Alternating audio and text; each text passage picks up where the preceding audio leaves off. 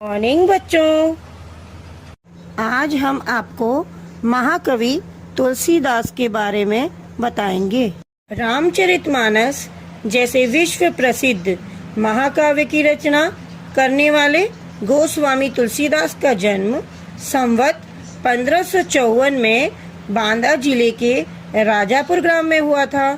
इनकी प्रमुख रचनाएं जानकी मंगल, विनय पत्रिका, वैराग्य संदीपनी आदि हैं। इनके पिता का नाम आत्माराम दुबे तथा माता का नाम हुलसी था। इनका विवाह दीनबंधु पाठक की पुत्री रत्नावली से हुआ था। तुलसीदास एक कवि, एक राम भक्त तथा एक समाज सुधारक तीनों रूपों में एक साथ मान्य हैं।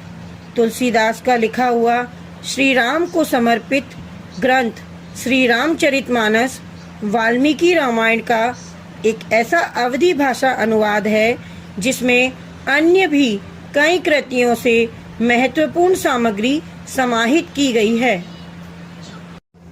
अब मैं आपको तुलसीदास जी के दोहे भावार्थ सहित समझाऊंगी।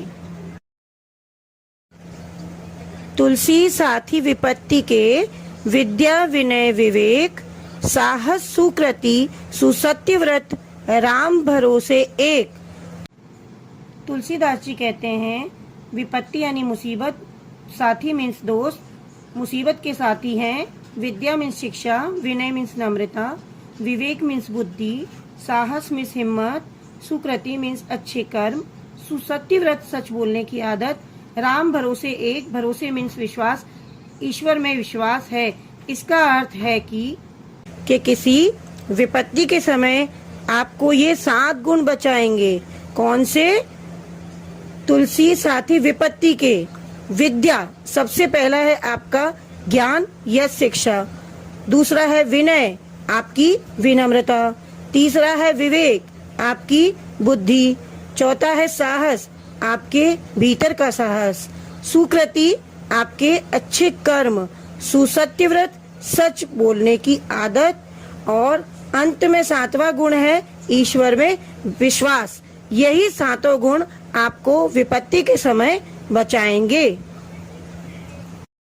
सचिव वेद गुरु तीनी, जो प्रिय बोल ही भय आस, राज धर्म तन तीनी कर, होई बेग ही नास।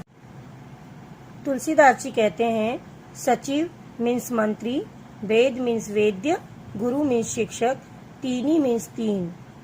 मंत्री, वेद्य, शिक्षक तीनों ही जो यानी जो प्रिय बोले ही बोलते हैं, भय मीन्स डर से, आश मीन्स आशा से। ये तीन जो प्रिय बोलते हैं डर या आशा से। राज मीन्स राज्य, धर्म मीन्स धर्म, तन मीन्स शरीर, तीनी मीन्स 3। राज्य, धर्म, शरीर तीनों का ही होता है। बेगी ही, शीघ्र ही, नाश, शीघ्र ही नाश होता है। इसका अर्थ यह है कि मंत्री, वेद और गुरु, सचिव मीन्स मंत्री, वेद मीन्स वेद्य और गुरु मीन्स गुरु, ये 3 यदि भय या लाभ की आशा से प्रिय बोलते हैं, या तो कोई डर होता है या कोई लाभ होता है, उसके कारण अगर प्रिय बोलते हैं तो राज्य, शरीर एवं धर्म इन तीनों का शीघ्र ही नाश हो जाता है।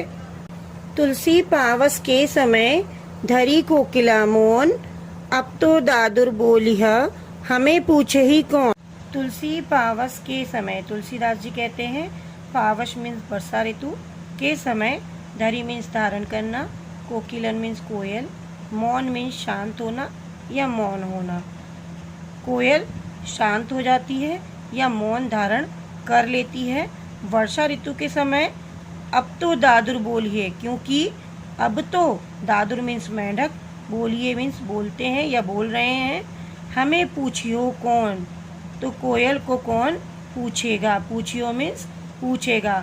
इसका मतलब है कि तुम्हें मेंढकों के टर्राने की आवाज इतनी ज्यादा हो जाती है कि कोयल की मीठी वाणी उनके शोर में दब जाती है।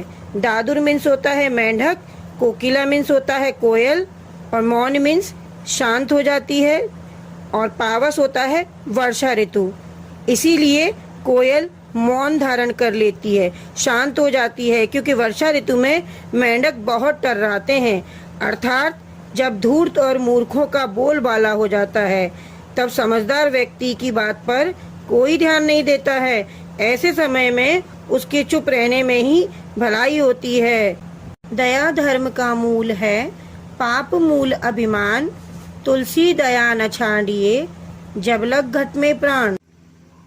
दया धर्म का मूल है। मूल मीन्स जड़ या उत्पत्ति का स्थान या जन्म देना। पाप मूल अभिमान। मूल मीन्स जड़ या जन्म देना।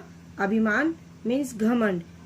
मतलब है धर्म दया भावना से उत्पन्न होता है। धर्म दया की भावना से उत्पन्न होता है और घमंड पाप को जन्म देता है। घमंड पाप को जन्म देता है। तुलसी दया न छाड़िए। तुलसीदास जी कहते हैं कि दया न छाड़िए मीन्स छोड़ना, कभी दया नहीं छोड़ना। जब लग घट में प्राण। जब तक, लग मीन्स तक, जब तक, घट मीन्स शरीर में प्राण है, जब तक शरीर में प्राण है। इसका मतलब है कि धर्म दया भावना से ही उत्पन्न होता है। अगर मनुष्य में दया भावना है तो धार्मिक जरूर होगा, वो धर्म का जरूर पालन करता है। और अभिमान केवल पाप को ही जन्म देता है। मनुष्य के शरीर में जब तक प्राण है तब तक दया भावना कभी नहीं छोड़नी चाहिए।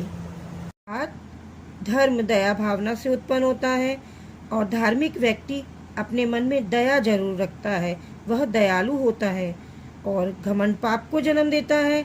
इसका मतलब घमंडी व्यक्ति पाप जरूर करता है। तुलसी दया न छाड़िए। तुलसीदास जी यही कहना चाहते हैं अपने दोहे के माध्यम से कि कभी भी दया नहीं छोड़नी चाहिए। जब तक शरीर में प्राण है, दया करते रहना चाहिए।